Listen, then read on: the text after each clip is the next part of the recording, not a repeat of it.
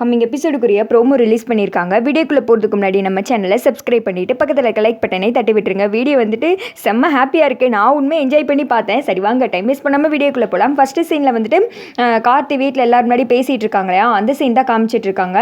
அம்மாவை கொல்ற அளவுக்கு போயிட்டாங்க. இன்னும் கொஞ்ச நேரம் நான் லேட்டாக போயிருந்தாலும் அவ்வளோதான், அம்மாவை உசுரோடே பார்த்துருக்க முடியாது. இது எல்லாத்து காரணம் இவங்க தான். இவங்க பொம்பளையாக மட்டும் இல்லாட்டினா வச்சுக்கோங்களேன், இன்னும் நான் வெட்டி போட்டிருப்பேன் அப்படின்னு சொல்ல ஐஸ்வர்யா வந்துட்டு பயப்படுறாங்க. ஐயோ போச்சு, நம்ம பண்ணதெல்லாம் தெரிஞ்சிருச்சே அப்படின்னு சொல்லிட்டு திருன்னு முழிச்சிட்டே நின்றுட்டு இருக்காங்க.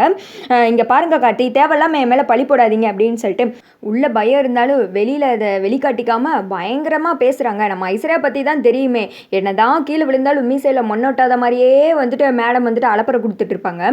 அது மாதிரியே வந்துட்டு 5 பைசா மூஞ்சி தைரியமாக பேசிகிட்டு இருக்கா. அண்ணி இங்கே பாருங்கள், மேலும் மேலும் நீங்கள் போய் சொல்லாதீங்க, நீங்கள் தான் பண்ணீங்க அப்படின்னு சொல்லிட்டு நான் கன்ஃபார்மாக சொல்கிறேன் அப்படின்னு சொல்ல, என்ன கார்த்தி ஏப்ப சாப்பான்னு யாராவது கிடச்சா அவங்கள நல்லா மாட்டி விட்டுருவீங்க போல, ஆளாளுக்கு என்னை பார்த்தா எப்படி தெரியுது, நானா இதை பண்ணவே கிடையாது, அத்தை எதுக்கு நான் தேவையில்லாமல் கொலை பண்ணணும், அப்படி ஒரு மோட்டிவ் எனக்கு எதுக்கு இருக்கும். இங்கே பாருங்கள், அத்தைக்கு வந்துட்டு என்னை ரொம்ப பிடிக்கும், எனக்கும் அத்தையை ரொம்ப பிடிக்கும், நாங்கள் வந்துட்டு அம்மா பொண்ணு மாதிரி தான் இருக்கோம், அதை விட்டுட்டு நீங்களாம் தேவையில்லாமல் எதுவும் கற்பனை பண்ணிக்காதீங்க, என் மேலே அப்படி என்ன கார்த்தி உங்களுக்கு கோவம், எப்போ பார்த்தாலும் என்னையே வந்து ப்ளேம் பண்ணிக்கிட்டு இருக்கீங்க அப்படின்னு சொல்லிட்டு ஐஸ்வர்யா வந்துட்டு ரொம்ப கத்த ஆரம்பிச்சிடறாங்க. அடுத்து அருண் சொல்கிறாரு, கார்த்தி எதை வச்சு நீ இப்படி சொல்கிற, அவள் இப்படிலாம் பண்ணியிருக்க மாட்டா அப்படின்னு சொல்ல, அண்ணா உனக்கு எது தெரியாது, நீ அமைதியாயிரு அப்படின்ற மாதிரி சொல்லிடுறாங்க.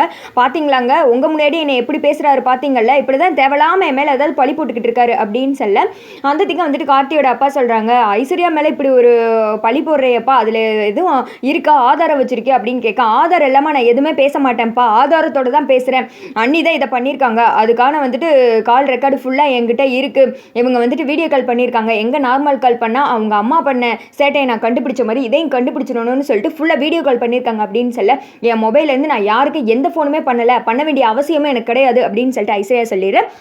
அந்த இடத்துக்கு போலீஸ் எல்லாம் வர்றாங்க. வந்ததுமே கார்த்தி நீங்கள் கேட்ட ரிப்போர்ட் அப்படின்னு சொல்லிட்டு அவங்க ஃப்ரெண்டு சரண் இருக்கார் இல்லையா, அவர் வந்துட்டு கொடுக்குறாரு.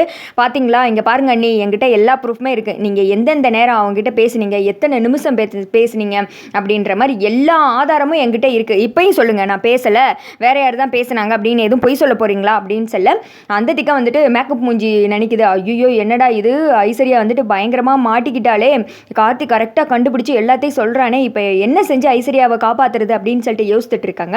இங்கிட்டு வந்துட்டு காதல் புறா ரியா இருக்கே, அது வந்துட்டு அது மைண்ட் வைஸில் பேசிகிட்டு இருக்கு, போச்சு இந்த ஐஸ்வர்யா பயங்கரமாக மாட்டிக்கிட்டான், இனி வந்துட்டு நம்ம பேரை சொல்லிட்டா நம்மளும் சேர்ந்து மாட்டிக்கிடுவோமே, நம்ம எல்லாரும் சேர்ந்து நம்மளை இந்த வீட்டை விட்டு வெளியில் அனுப்பிச்சி விட போகிறாங்க, ஐயோ இவ கூட சேர்ந்ததான் ஃபஸ்ட்டு தப்பு அப்படின்ற மாதிரி இது மனசில் நினச்சிக்கிட்டு இருக்க.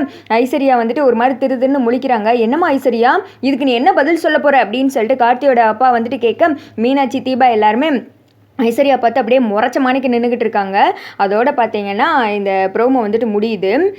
ஐஸ்வர்யா வந்துட்டு இதில் தப்பிச்சிருவாங்களோ அப்படின்ற மாதிரி ஒரு சின்ன டவுட் இருக்குது. ஆனால் இந்த சீனில் வந்துட்டு ஐஸ்வர்யாவும் ரியாவும் 2 பேரும் சேர்ந்து தான் பிளான் பண்ணாங்க அப்படின்னு சொல்லிட்டு 2 பேர்ட்டையுமே வீட்டை விட்டு வெளியில் அனுப்புன மாதிரி கொண்டு வந்தால் செம்ம மாசாக இருக்கும். சப்போஸ் ஐஸ்வர்யா வந்துட்டு அப்படி எஸ்கேப் ஆனாலும் அந்த ரியாவையாவது இதை தான் பண்ணா அப்படின்னு சொல்லிட்டு அவளை உள்ளே மாட்டி விட்டு வீட்டை விட்டு வெளியில் அனுப்பிச்சிட்டு மீனாட்சி மறுபடியும் எப்பவும் போல் நம்ம அழகு உள்ளே வந்தால் நல்லா இருக்குன்னு சொல்லிட்டு தோணுது. ஏன்னா பாவம் அவங்க வாழ்க்கை தான் இப்போ வந்துட்டு ஒரு கொஸ்டினாகவே இருக்குது.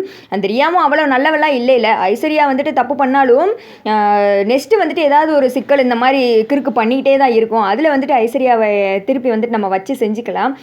ரியா மேலே சப்போஸ் பழியை போட்டு ஐஸ்வர்யா எஸ்கேப் ஆகுற மாதிரி இருந்தால் அது வந்துட்டு அந்த மாதிரி ட்ராக்கு எனக்கு பிடிச்சிருக்கு. நீங்கள் இதை பற்றி என்ன நினைக்கிறீங்கன்னு சொல்லிட்டு சொல்லுங்கள். ஏன்னா ரியா ஃபஸ்ட்டு வீட்டை விட்டு வெளியில் போனால் இப்போதைக்கு ஓகே, ஐஸ்வர்யா கூட எப்படியாவது வச்சு சமாளிச்சிடலான்னு வைங்க. மீனாட்சி வந்துட்டு உள்ளே வந்தால் இன்னும் கொஞ்சம் நல்லாயிருக்கும். நீங்கள் மறக்காமல் கமெண்ட் பண்ணிவிடுங்க.